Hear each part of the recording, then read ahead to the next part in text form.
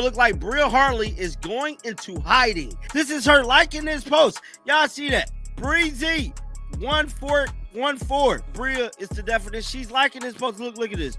Death, taxes, and Bria Hartley always being at the scene of the crime.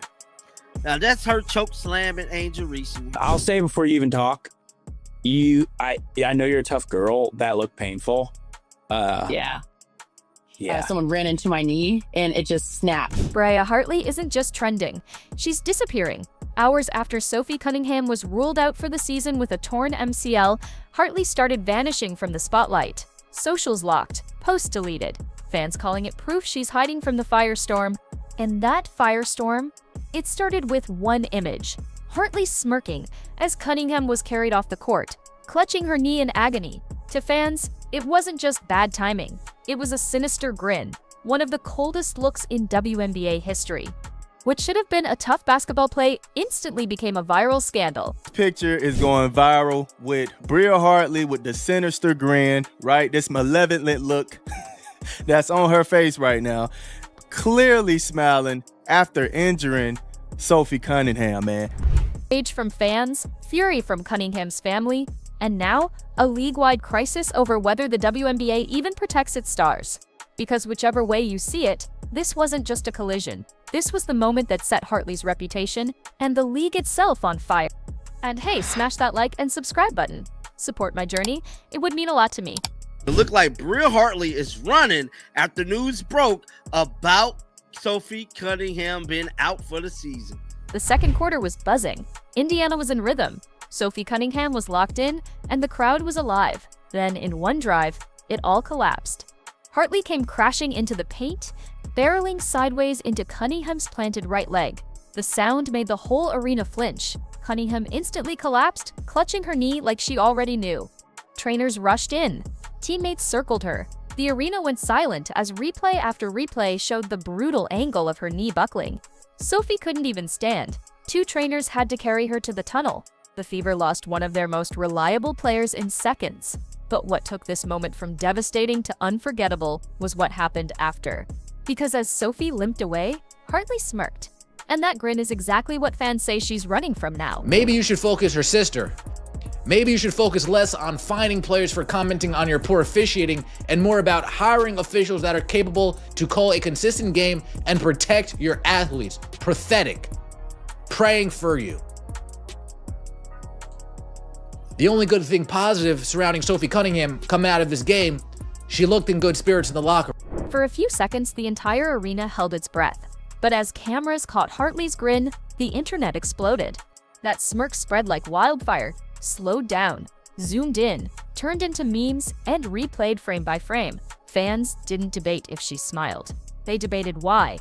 To Fever fans, it wasn't bad optics. It was evidence. Proof Sophie wasn't just unlucky, she was targeted. Social media ripped her apart. She's smiling while Sophie's season is over.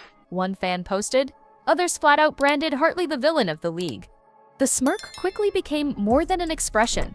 It became a symbol of cruelty, and it fueled a storm Hartley clearly wanted no part of. At the Engelberg, this is why I say you wonder why there's so many goddamn injuries all over the league, because you are allowing people to play rugby and football and do UFC moves in the middle of a basketball game. Within days, her accounts went private. Posts disappeared, and fans said it looked like she was hiding.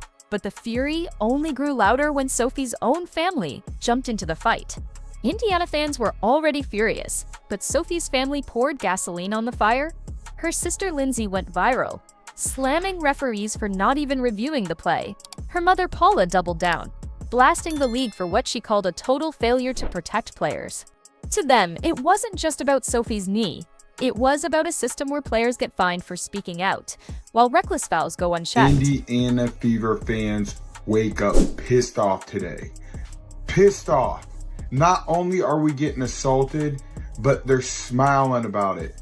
This is the 6th time they've smiled, laughed, and cheered on our Indiana Fever players getting assaulted, getting injured. And it pisses me off. Fans echoed the same point. Why no flagrant? Why no stoppage? Why act like Sophie's injury didn't matter? The silence from referees combined with Hartley's grin left fans convinced she had no remorse. And when Hartley went offline, fans said it looked like guilt, like she couldn't face the backlash head on. Even rival fans agreed. The hit might have been debated, but that smirk and the vanishing act after, indefensible. If there was ever a moment for officials to step in, it was this one. Cunningham down. The collision obvious. The replays clear. But instead, nothing. No stoppage. No review. Not even hesitation. The arena booed. Commentators questioned it live. Online, the criticism shifted straight to the refs. To Fever fans, this wasn't new. It was part of a season-long pattern. Hard fouls ignored, questionable calls piling up, and now, one of their leaders carried off without accountability. Even neutral voices called it a double standard. Players fined for criticizing refs, but referees ignoring an obvious collision. It made the league look like it cared more about officials than player safety. And with Hartley staying silent and disappearing online, the blame only grew. Because if refs wouldn't hold her accountable, fans were determined to. Hartley's smirk wasn't just a bad look, it fit a pattern fans already knew. Earlier this season, she went viral for yanking Angel Reese's hair, nearly starting a fight. Not long after, she clashed with Rebecca Allen and got ejected. Each incident chipped away at her reputation, from aggressive to reckless to dirty. So when Sophie went down, nobody saw an accident. They saw a player with history, and the grin. To critics, it was confirmation. Hartley wasn't just reckless, she reveled in the chaos, and the fact that she vanished offline only made her look like someone who knew the evidence was stacked against her. The question became unavoidable. Was Bria Hartley now the league's villain?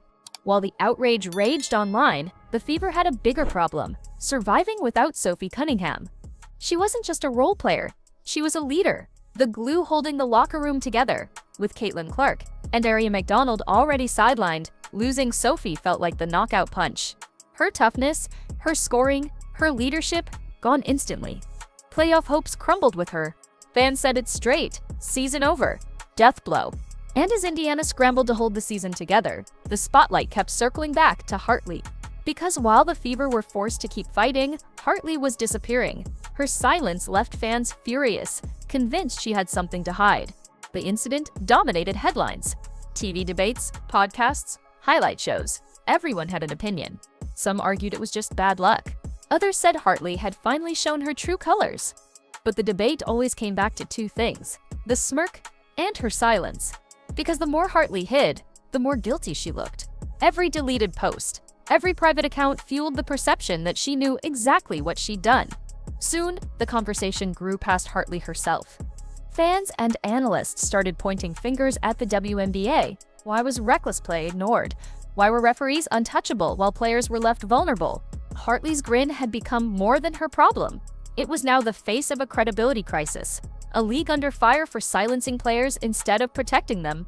And as Hartley stayed hidden, the backlash kept boiling. When people look back on this season, one image will define it: Bria Hartley smirking as Sophie Cunningham limped away. To some, a misunderstanding. To others, proof she crossed the line into villain territory. But no matter how you spin it, the fallout is clear. Sophie's season ended. Hartley's reputation is in flames, and the WNBA is under fire for failing to protect its stars. Hartley may try to hide online, but that smirk is something she'll never escape. It will follow her forever. So let me ask you, should Bria Hartley face suspension?